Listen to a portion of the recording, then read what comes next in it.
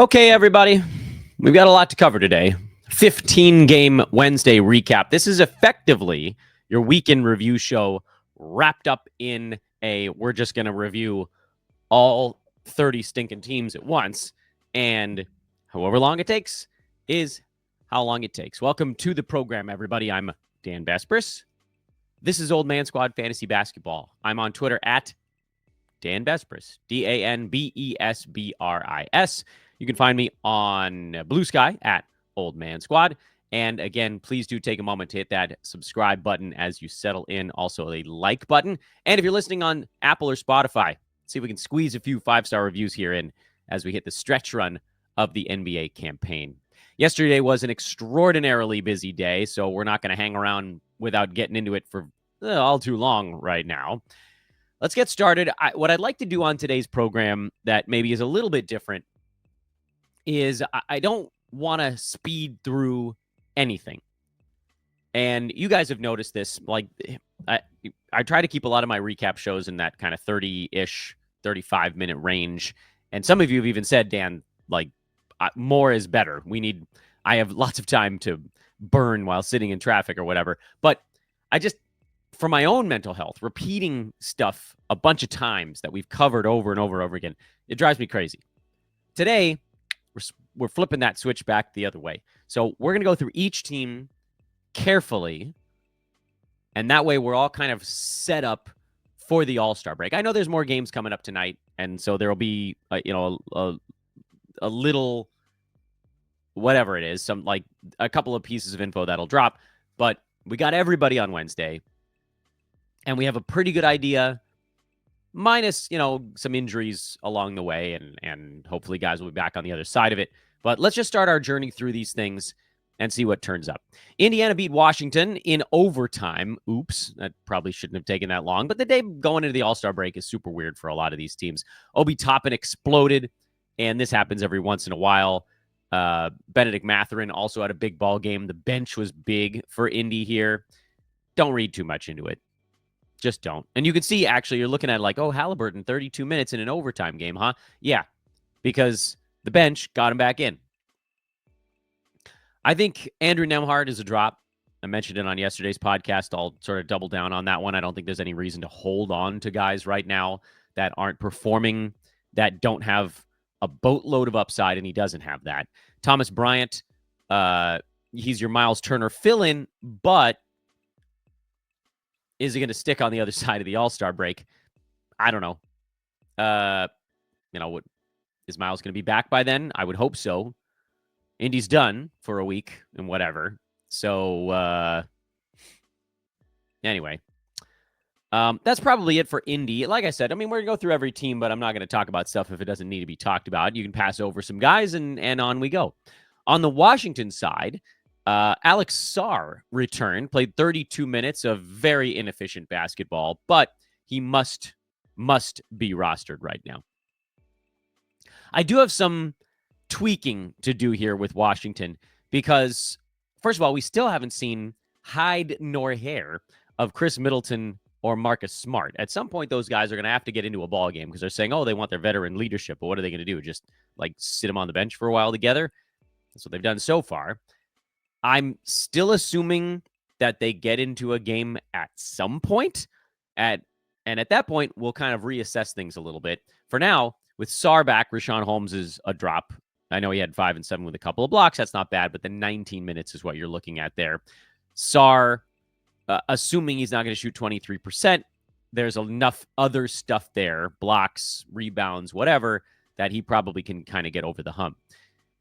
Jordan Poole is still out there just chucking away. He took 30 shots in this one, but he was actually largely pretty good. Corey Kispert was hot, but you can sort of ignore that.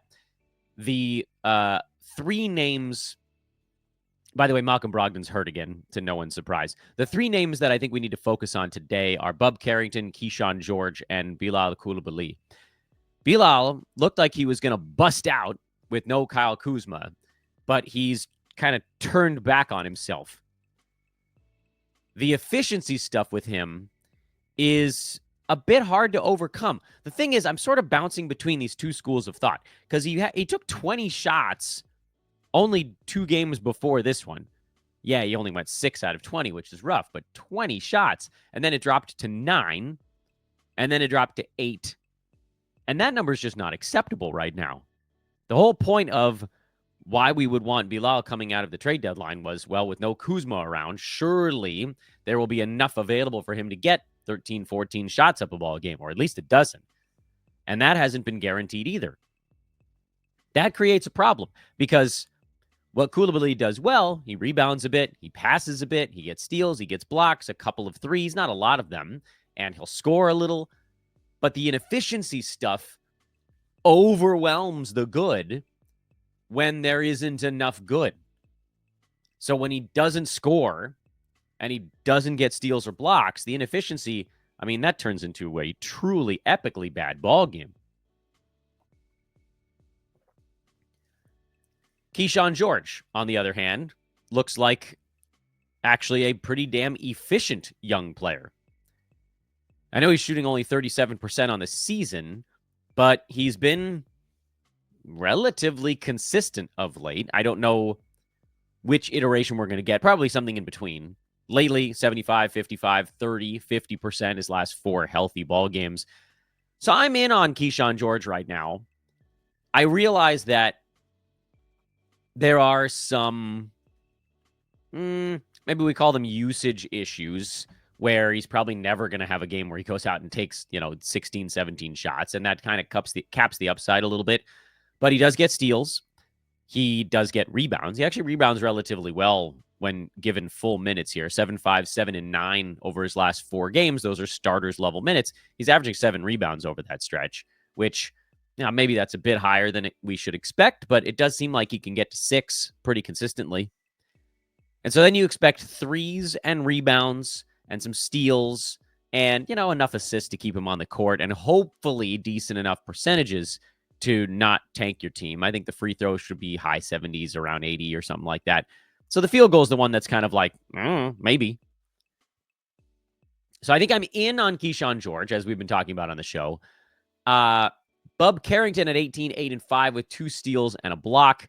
He's been showing signs of kind of coming around a little bit after the fantasy game, frankly, just didn't look good for a very long while.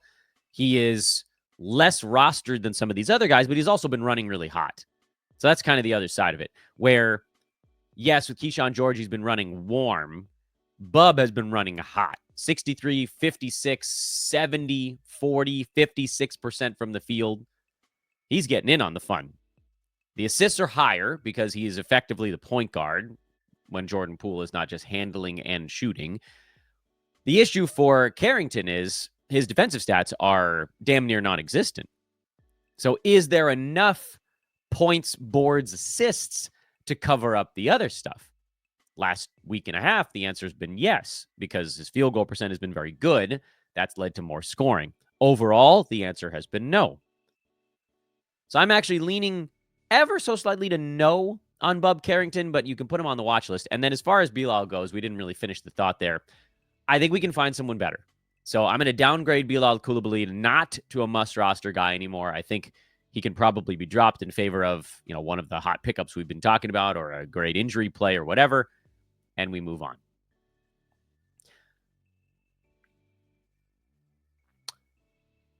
BetOnline.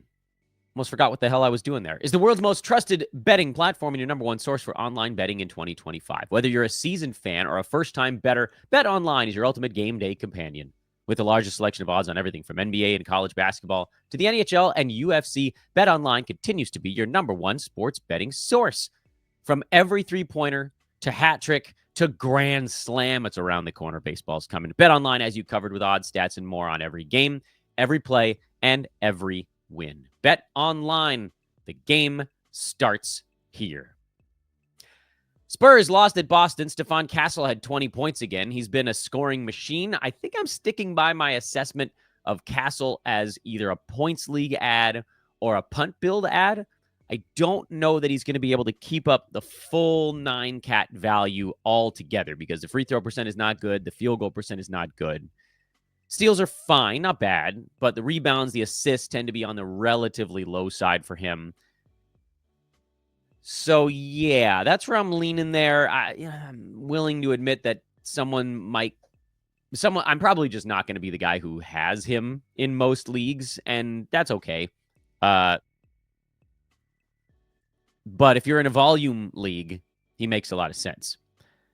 Devin Vassell's having some trouble with this realignment in San Antonio. You're holding there because we know what the upside could be, but we're not going to hold forever.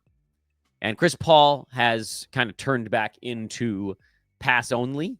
Forget pass first. It's pass only. But it's actually still been just barely enough. So we'll stick with CP3. But Vassell's the one I'm a little bit concerned about. For Boston, still no Drew Holiday. I dropped him pretty much any place I had him. He wasn't good enough not playing through the shoulder thing. I like that they're going to finally let him get healthy. And then Holiday might actually be kind of good on the other side of the All-Star break if or when he comes back. But in the meantime, I don't think he needs to be rostered. Sam Hauser is your three-pointers play while Drew Holiday is out. Al Horford has put up some decent lines, actually, of late with Jaylen Brown out. But I don't think you're going to do anything there with the All-Star break looming. And that's kind of, I think, maybe where we're at with the Celtics. This one maybe doesn't need to take quite as long. Charlotte at Orlando. Still no Mark Williams, although Dalton Connect came back for the Lakers. So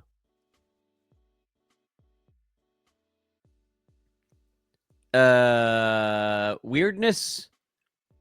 I'm not really even sure how to assess what's going on. I'm hoping, fingers crossed.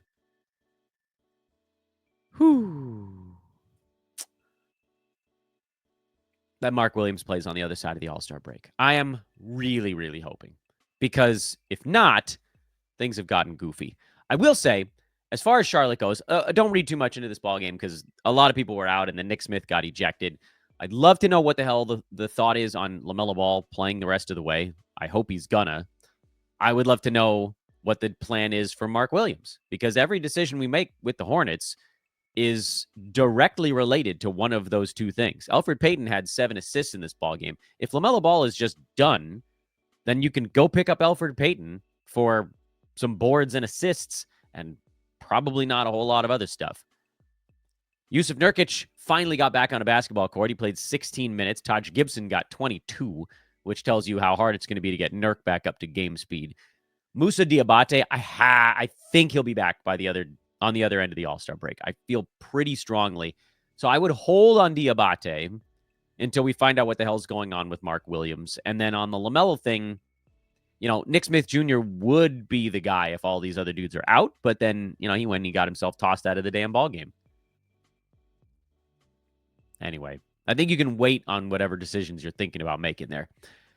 The Magic are extraordinarily straightforward right now. Franz Wagner, who had a down game here, play him every day. Paolo Banchero, in your particular weird build, you play him. If you don't have a weirdo build, you don't play him. And that's it. At least until Jalen Suggs comes back.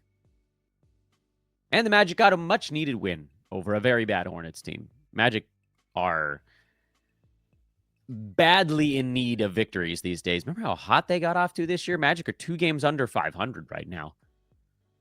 Pistons have looked good lately, though. Shout out Detroit. We'll get to them in a minute. Cleveland over Toronto. The Cavaliers just continue to dismantle teams. Cavs are very, very good. This game was over early, so the minutes are all over the map. DeAndre Hunter had 18 points, 5 rebounds, a steal, and 4 3-pointers. Off the bench, mind you, if you're hoping that Hunter can sustain fantasy value, this is kind of what you're hoping happens. It's a real hard guarantee because Max Strus also deserves some minutes there. Sam Merrill got 26 minutes. If Dean Wade ever comes back from being injured, he would get minutes. Ty Jerome typically is the guard that soaks up all of those minutes, and he wasn't even there for this ball game. So I still think DeAndre Hunter is probably a drop in 12s and more shallow. For Toronto, nothing changes for me on this one. RJ Barrett came back, and look, I wasn't going to tell you guys to play Grady Dick. We called him an extremely low upside injury play for RJ Barrett. Same with Ochai Agbaji. Both those guys belong on waiver wires. You're playing RJ Barrett if you're punting the right things.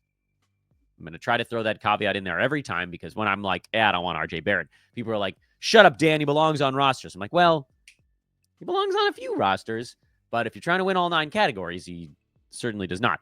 Emmanuel quickly is a hold. Let's hope Jakob Poeltl's back because Jonathan Mobo is not very good overall. And you just stick with the main guys in Toronto now. Now that most of the main guys are back, you can basically stick with all of them. Oh, Philly. What's oof. Man. Paul George has been full on turned into a pumpkin. I mean, I'll admit, fool me once, shame on me kind of thing, but you won't fool me twice. I thought Paul George was a buy low in the middle of this season, but it turns out he's just sort of got old overnight. There's absolutely no reason why Paul George should take 7 shots in this ball game. There's no reason. Unless, and by the way, he was a +8 in a game they lost by 6. So, like, the minutes he was on the court, it was a good lineup, but dude's just not doing anything. It's very weird. Obviously, you're going to hold on PG, but yikes. Kelly Oubre, this was an obvious big game for him with everybody out. Enough, not everybody, but most everybody. And then Quentin Grimes, who I've had on our ads board since he moved to Philadelphia, he also got a bunch extra to do because, again, no Embiid and no Tyrese Maxey. And this is, if you didn't add Grimes before, it's probably too late to do it now because 30 points, 9 boards, 4 assists, 2 steals, a block, and 4 3-pointers, that's going to make a little bit of noise. It's not going to be this good maybe ever again, but he is interesting. I'll give him that. And he's on our ads board, and he has been for a week. Brooklyn, very confusing. Cam Johnson got 32 minutes. That's good. Start away. D'Lo still not getting 30 minutes. I'm not really sure I understand what's going on there, but startable, barely. Nick Claxton, startable. Keon Johnson, typically startable, but pretty confusing overall. And then Trendon Watford came off the bench for 18 points. That was a whole, what happened now? I still think that at some point, we're going to get a Nick Claxton either injury or shutdown, and then Day'Ron Sharpe is going to get to go buck wild, but that day has not come yet, so just keep sitting on it. And if you want to play Keon Johnson, go ahead. I just think we can typically find better.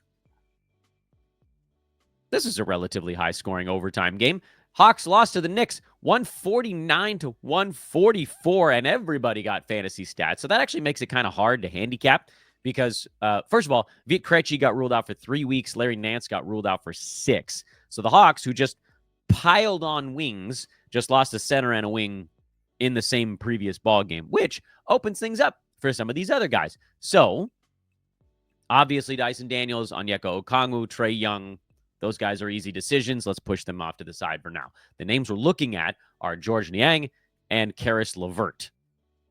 And I guess Zachary Risa-Shea, but not really, because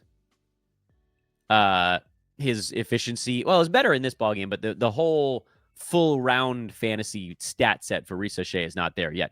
Karis LeVert often has that same issue, but I can't help but wonder if the way this team is constructed right now, LeVert might end up being a big-time winner because they're going to need somebody to go create, and he's probably, looking at the roster right now, he's probably the second best creator on this roster.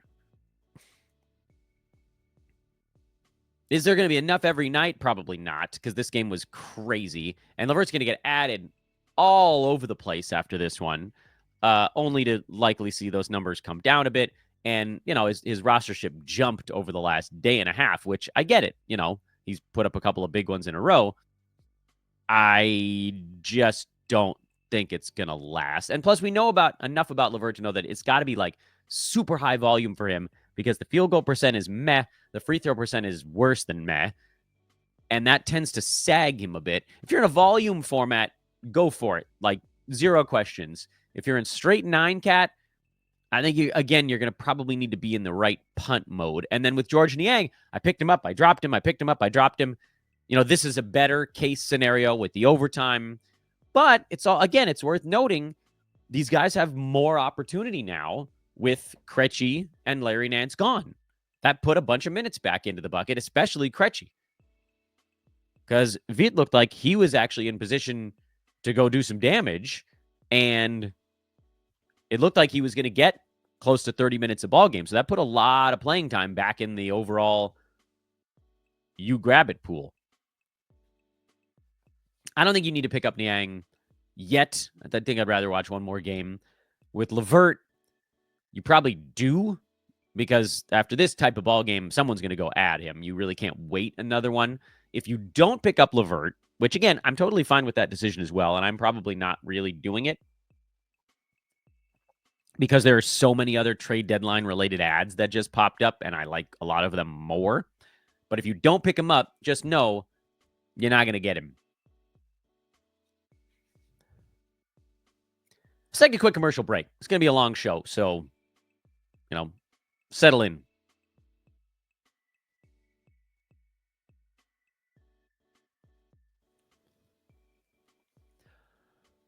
Okay, let us keep moving. For the Knicks, everything is very easy. You start the starters right now. Precious Achiuwa's in there for OG Anunoby. Easy peasy. We move along. Milwaukee, the Zombie Bucks took down the Wolves, and this is the type of stuff that happens going into the All-Star break. I mean, this is a game that the Wolves very much needed to win, but it's hard for teams to focus the last day before the break. It's typically harder for road teams to focus, so that's not exactly a good little tidbit on the Minnesota side, but it happens. It was a weirdo game. No Damian Lillard, no Giannis Antetokounmpo on the Milwaukee side. So Gary Trent got to do a whole bunch. Kyle Kuzma got to do a whole bunch. Let this game go on the Milwaukee side. Do not read too much into it. We saw what the Bucks were with Dame in and Giannis out for a bunch of days going into the break prior to this one. Just go on that handicap, which is that Dame is going to go big. Portis typically has been going relatively large. Brook Lopez has been fine. Gary Trent has been a threes stream, and Kuzma has been a punt play, which a lot of that, by the way, stayed the same in this one, other than Gary Trent really jumping up a few clicks. As far as the Wolves go, I would venture to say that they need one of their three injured guys back. Any one of the three would probably do the trick as they bounce between looking very competent and totally lost. I have no idea what the Wolves are, but they are not as good as they were last year, and we're far enough into the year to say that. Good to see Rudy Gobert have a nice ball game. Where the hell is his rank right now? He's come back nicely after our buy low. Remember, Rudy slipped into the 90s. He's back up to number 75 in 9-cat. That's good. Naz Reid continues to steamroll along since guys got hurt. He's inside the top 90 now on basically a month of top 30 production. That's pushed him way up the board. Jaden McDaniels, good. Anthony Edwards, not as good in this one. Nickeil Alexander-Walker, 5.55 Yahtzee. Thought he might be streamable with Mike Conley out, and then he wasn't in the previous game either. So, bam. Oh, well. Let's assume that Conley is back on the other side of the All-Star break. I don't know if we can assume the same thing about Randall and DiVincenzo, but we can certainly hope. Oklahoma City wins again. They just, I mean, that's what they do. They are a machine. Miami was competitive, but they're going to need more out of Tyler Hero if they're going to beat teams, because offensively, Miami's going to have some issues. Khalil Ware has hit a little bit of a rookie wall. I would expect him to look much better, actually, coming out of the All-Star break. Adebayo has finally come out of whatever the hell's been going on for him this season, and Bam is now up to number 64. Thank goodness that buy low is starting to kick in a little bit. Andrew Wiggins is a hold. Ware is a hold. Hero and Adebayo are obvious ones. Jovic is a question mark right now. He got 29 minutes and 12 shots up, but is there enough left now that they've brought in new bodies to take up space and shots? Do we need one guy out for Jovic to be a value? If you're in 9-cat, I think I'm going to hold Jovic a little bit longer, see what he looks like in the next maybe 1 to 3 games, and go from there. But I am a little bit worried. And then Davion Mitchell continued to start. I thought he'd come off the bench with Hero back, but he's stuck. Jaime Jaquez could potentially move in on some of those minutes. The issue is that Mitchell's fantasy game is just not that good. So he's starting. He played huge minutes, and he didn't really do much. He's also not going to shoot 60% forever. Over on the Thunder side, Alex Caruso got hurt again. Womp womp. Aaron Wiggins came back to earth a little bit. That's probably expected, but I think you can still stream him as long as Case and Wallace is out. And then otherwise, no big surprises here. Lou Dort had his first offensive game in like a month and a half. Hartenstein was fine. No Chet. This was a back-to-back, so no Chet Holmgren. Blah, blah, blah, blah, blah. Thunder don't change. Let's keep going.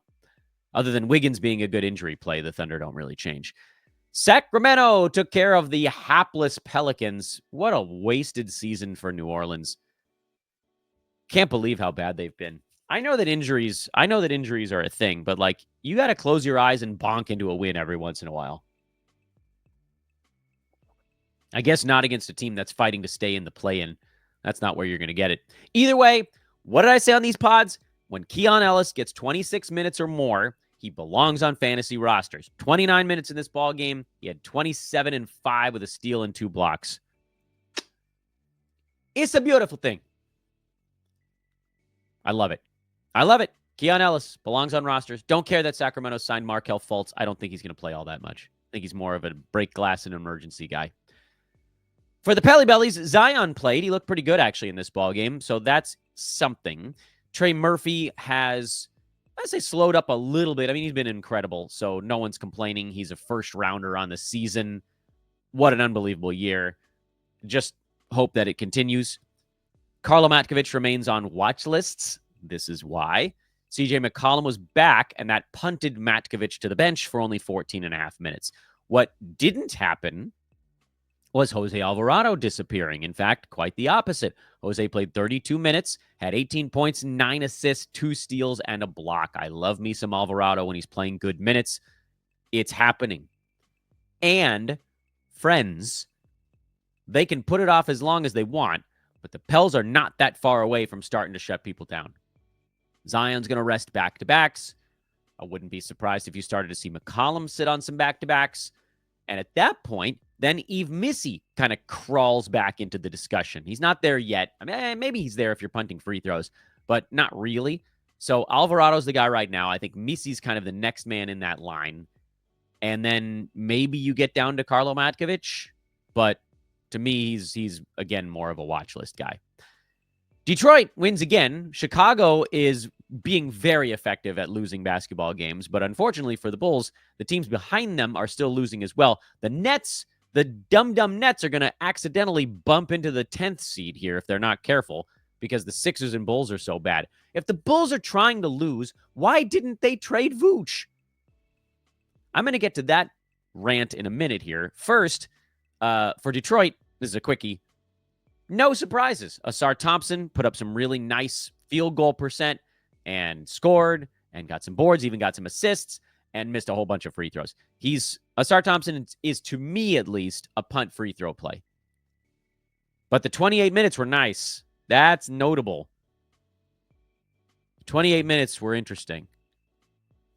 Admittedly, this wasn't a game that needed to go down the wire, but if he's going to start bumping up from 24 to 28, I'll change my tune on Thompson in a big way.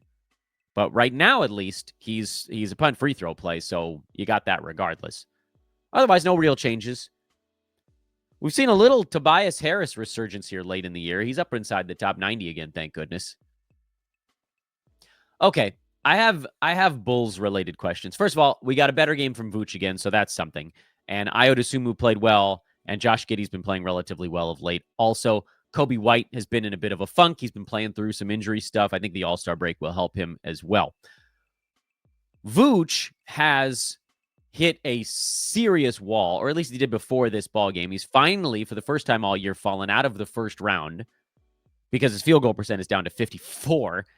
It's crazy still, but, not at 56 anymore, or whatever he was putting up. It's still going to be an amazing season for Vooch, but it does kind of feel like the Bulls didn't trade him and he lost focus. It felt for a moment, at least, and I can't look into his psyche. It felt for a moment Like Vooch played his tail off all year to get traded. How will he do down the stretch? I don't know. I'm assuming that at some point these guys are not going to play anymore, but the Bulls are still fighting for the 10 seed, which they currently have. Idiotic though that may be.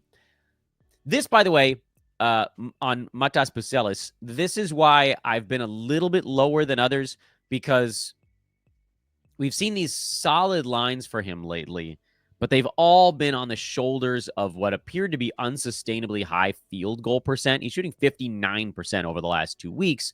He's got his 1.3 blocks in there. He's got his 1.7 three-pointers. But, there's really little else. And to me, that says someone else needs to get shut down. We need more usage Bucelis, more rebounding from Bucelis. Something else needs to pop loose. And, Patrick Williams went down in this game. That didn't seem to do the trick. Does it need to be one of the main guys that goes down? Possibly. So that's why he's been kind of my fringe guy. Not even in I did a top 12 ads show that I dropped last night. He's not even in my top 12 coming out of the trade deadline. Buzzkill Dan, I know. Dan's a buzzkill. Phoenix was without Devin Booker and without Bradley Beal and without Grayson Allen for this ball game. And that meant that Kevin Durant got to play 42 minutes and didn't get hurt. So, phew. Nice game, though. Good work, KD. I have a lot of Kevin Durants, so these types of ball games tend to put me in a slightly better mood. Otherwise, okay, I don't want to read too much into the Phoenix stuff because they're missing a lot of guys. If Beal is still out after the All-Star break, or if Booker's still out, Tyus Jones is your injury replacement play, who probably doesn't do enough once those guys are back. Nick Richards got to do enough in this one, probably because so many guys were out. To me, Richards is a schedule play. I don't think he's good enough to play every single day. Bol got 33 minutes again, was extraordinarily inefficient, but kind of don't care because he's basically a poor man's Kristaps Porzingis from fantasy lines. Like if you squint at the fantasy line, you could be like, oh, that looks a little bit like Kristaps Porzingis. But he's not even remotely close to as good at actual basketball. We're just looking at fantasy lines. So Bol, get him on all the rosters. The fact that he's played 30 minutes here now in a few games in a row is a sign that, if nothing else, the Suns are going to just see what the hell's going to happen. And it might be a train wreck, or maybe they just try it the rest of the way. We don't know. But the upside is so unbelievably high with him. What if he makes, instead of shooting 39% here, what if he shoots 46%? What if he makes 2 more shots? What if Bol goes for 20 points, 4 boards, and 3 defensive stats, and one of the extra shots is a 3-ball? By the way, he'll probably have more than 4 rebounds most games also. Royce O'Neal is probably streamable with all these guys out, but he's not a guy I'm racing out to pick up because we know what the upside is there, and it's not. Back over on the Houston side, Tari Eason had a huge one, probably knowing that he was going to sit on the second half of their back-to-back. Okay, whatever. We got a report yesterday that Jabari Smith Jr. is targeting return on the other side of the All-Star break. We also heard that Freddie VanVleet is hoping, we don't know, I'll believe it when I see it, hoping to be back after the All-Star break as well. If those guys are both back, there are a few things that are going to go on with Houston. For one, they're going to get better from a reality standpoint. Rockets have actually been struggling a bit lately. They did get a much-needed win in this one to pull back into 4th place ahead of the Lakers, who were sleepwalking in Utah.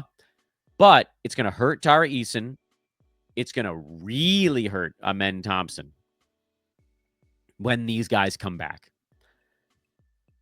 I get this question a lot. Will Amen Thompson still be playable after the Rockets are fully healthy? Probably. Remember, he wasn't. There were some punt builds where he made sense. But if you go back and you look at the first basically 2 months of the season, so if you can't, and I do this on Basketball Monster all the time, you can go to their player rank page and you can set, October 22nd to Christmas basically. And we can look up Amen Thompson there. He was number 120 in 27 minutes a game. So he had a pretty big role or a pretty big number of minutes. The stuff just wasn't coming together. Since then, he's basically been a top 30 guy, corresponding with first Dillon Brooks missed 2 games, then Jabari Smith Jr. got hurt, then Freddie VanVleet went down, and his role just kept getting bigger and bigger and bigger, and now he's a nightly triple-double monster. Has he played himself into a bigger role than what he had before these guys got hurt? I think the answer is probably yes, but I don't want you guys to forget that before the Rockets went through this injury lull, he was outside the top 115. I don't think he's going to be a top 25 guy anymore. I don't think he's going to be a top 120 guy either. But if you can sell on Amen Thompson and get like a top 40, top 50 guy back, this would be the time to do it. For Tari Eason, he's going to put up his numbers regardless of what his role is. I mean, he scored more here because his minutes were higher, but he's going to get you rebounds, he's going to get you steals, and he's going to sit out back-to-backs. It is what it is. If he fits, he fits. If he doesn't, he doesn't. Great for Roto because of the games cap. Less awesome for head-to-head because of the back-to-back situation. You just kind of have to plan ahead. Portland has lost, I think, 3 in a row now, and they have seen their gap to the play-in increase to 4.5 games. It was down to 2.5 for a little bit there.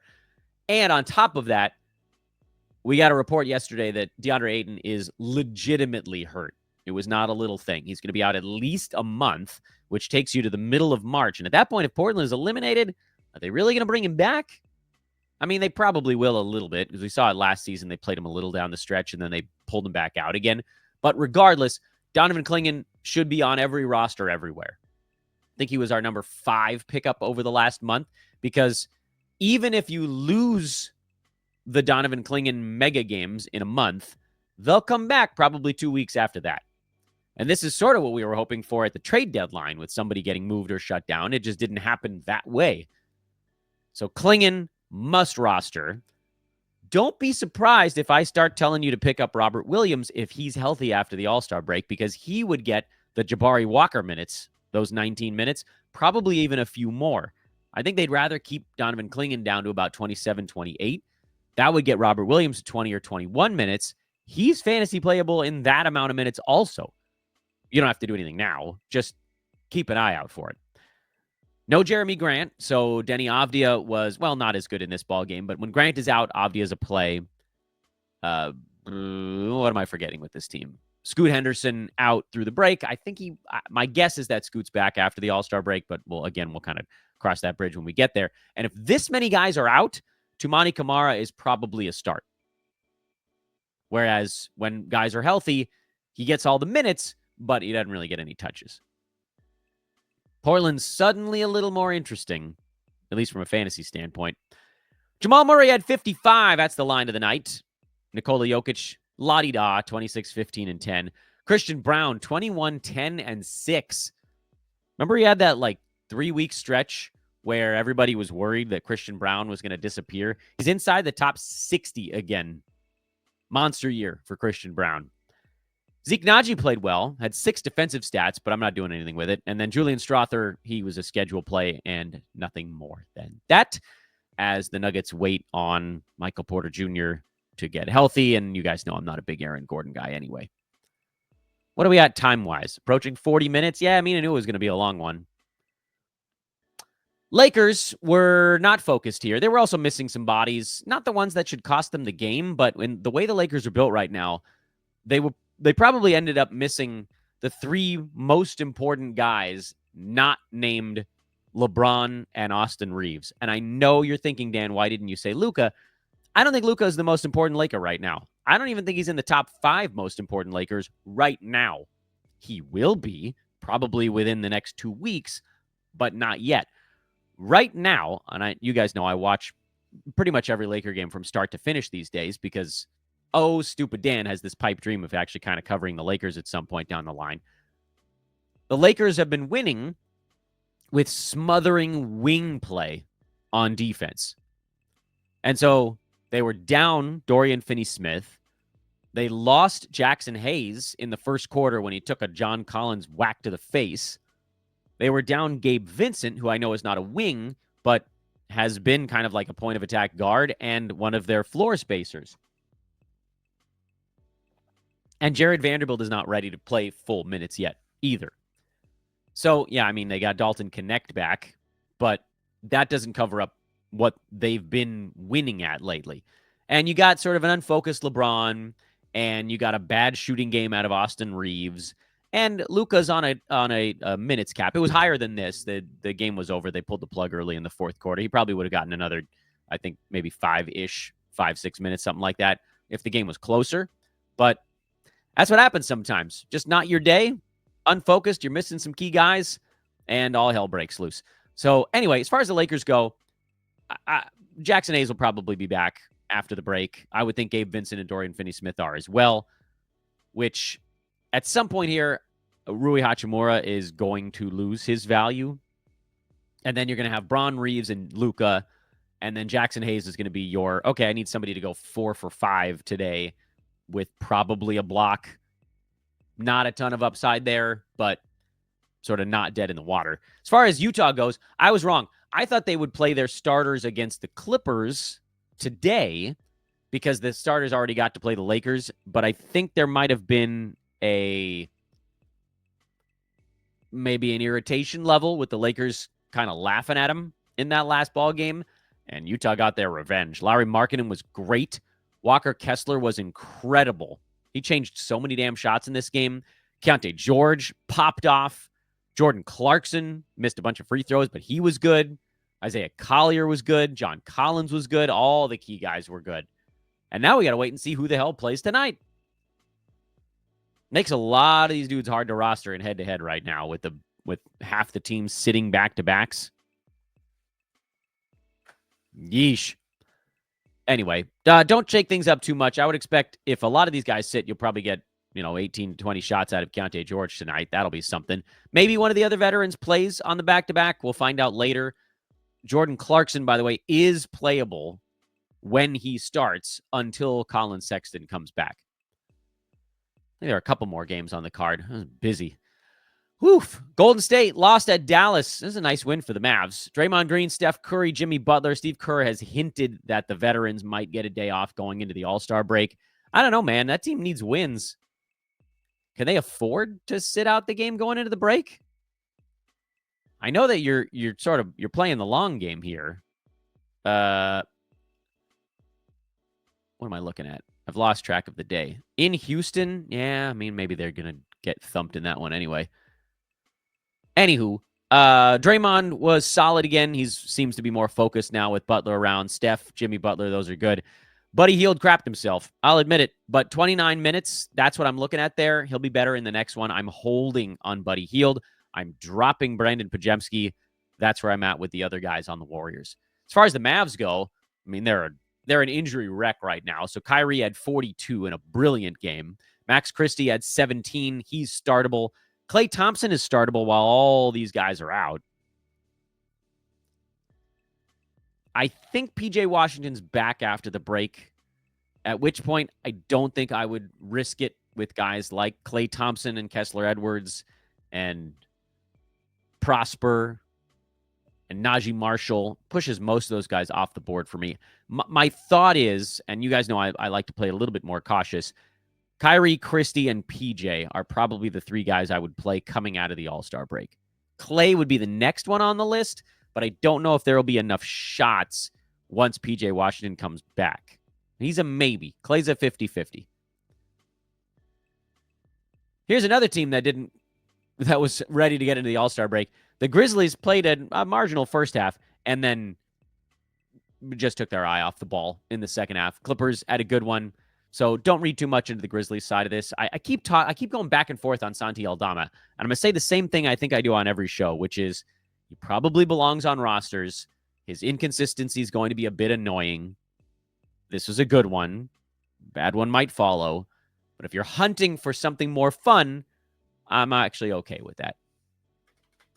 You're not picking up Jalen Wells, by the way. That's a pretty easy call. JJJ looks tired. Doesn't he look tired? He's had a couple of bad ones in a row. He's fallen to number 28, which, I mean, staying inside the top 10 always felt like a little bit of a stretch. Still a good pick, though. For the Clippers, Chris Dunn had his explosion game. You don't need to do anything with that. Kawhi looked like he got his legs back after a few days off. Go figure. Clippers had 3 days off. Now he'll get today off in Utah. I don't think they're going to play him on an altitude back-to-back. But that's been the key. I said it on the podcast. His minutes were being ramped up, and he had dead legs.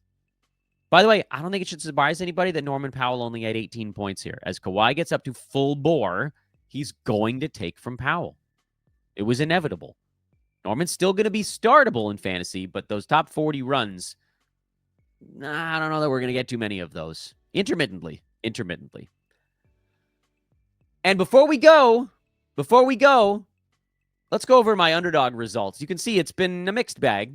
We got yesterday's ticket refunded because PJ Washington was out, which is a damn shame because, and you can see it here, I had Donovan Clingan higher than 8.5 rebounds. That was an easy win. And remember the other one that I was looking at yesterday? I think it was it Gary Trent that I was looking at, or was it someone else? I forget who the other one was. That one would have hit too. And instead I went with PJ saying, all right, well, if he plays, he's going to do a lot. This is, by the way, why you wait until closer to game time to put your underdog card in. Sign up today, friends, using promo code OLDMAN, OLDMAN, and unlock up to $1,000 in bonus cash and a free play that you can use either on your first card, your second card, whatever. It's so easy. You just pick 2 players minimum. You can do more than that if you want, but it's 2 minimum to add to your pick'em card over here, and then you can win. And now, I mean, I think a lot of these Jazz end up sitting in this game, so I would actually be looking for some Jazz players that are not on this board, but they haven't been ruled out yet, so I'll probably have to loop back around to that one. Same thing with the Warriors. If they've got anybody that's not a regular, yeah, see, they don't have any of the non-regulars up there yet. We'll probably have to come back to this one. Sacramento is in New Orleans again. I didn't even realize they had a same city back-to-back. Will the Pelicans play with a little more fight? Probably not. So we'll loop back around to this one and check out the opportunities once we know who's in and who's out. But like Sacramento, Zion's going to sit on a back-to-back, right? Maybe we go, do we think Alvarado has another good ball game? Oh, Alvarado was the other one. I was like, yeah, he's perfect. He's perfect to pick on the Kings, and then I overlooked him. I mean, do we go Trey Murphy if we think a bunch of guys are out for the Pels? He'd be an interesting one. Trey might be sort of the last man standing kind of deal for the Pellies today. So I like Trey Murphy. I don't know if I'm going to go points or PRA with him, probably just scoring. And then, again, we'll loop back around to check out some of the other games once we know who's in and who's out. Miami, Dallas. Like, I think Kyrie can do it again. Probably not. What about Miami? Can they get cooking here? Is it going to have to be a Dinwiddie game? Max Christie's been good. Can he go over 13.5 points? I would hope so, but maybe he's tired. I mean, this is their last game going into the break. Again, that's all you got to do. We'll finish this up later. I like the Trey Murphy one, though. Play with me, guys. Play with me at Underdog. Use promo code OLDMAN or just click the link in the show description. Unlock those sweet bonuses, and let's have some fun together at UnderdogFantasy.com. If you made it to this point, you got to subscribe. I forgot to remind you in the middle of the show, and we've gone 50 damn minutes today because I told you we're basically doing like the full week in review here, doing all 15 games and not going quickly through any of them. Subscribe, hit that like button, and a quick note. This is our last show for about 4 days, okay? We're not doing a recap show on the Thursday card. I will be out of town for a couple of days, and then we're just going to take some All-Star days to chill, get my voice back, get ready for the stretch run. We'll come in guns blazing next week. So thank you guys. Thank all of you. You've been amazing helping the growth of Old Man Squad. We have baseball stuff coming out. That should drop at some point today. We've got DFS stuff. We've got a new series called The Specialists from Slick Rock. Joe and Brenton doing amazing work. There's so many reasons to subscribe as we continue to grow and really turn this thing into something special. Appreciate you guys. Thank you for hanging with us here through the All-Star break. We'll be back on the other side of the All-Star break. Probably Tuesday would be my guess. Maybe Monday, but probably Tuesday. So enjoy the layoff. Don't worry. I'm fine. We're just going to take a little break. I'm Dan Vespris, at Dan Vespris on Twitter, for Old Man Squad and Old Man Squad Fantasy Basketball. You guys are the best. I'll see you guys in a few days. So long for now.